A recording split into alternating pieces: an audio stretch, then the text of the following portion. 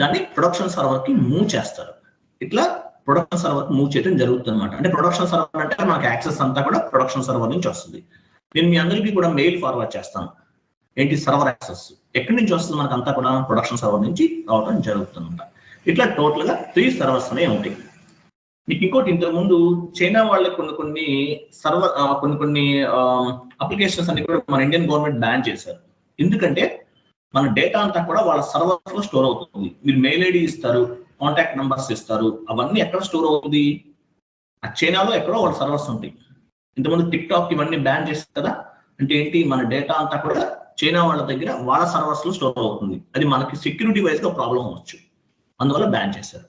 అట్లాగే SAP లో మనం మ్యాప్ చేసే ఇన్ఫర్మేషన్ అంతా కూడా వాళ్ళ యొక్క సర్వర్స్ లో స్టోర్ అవుతుంది అనమాట.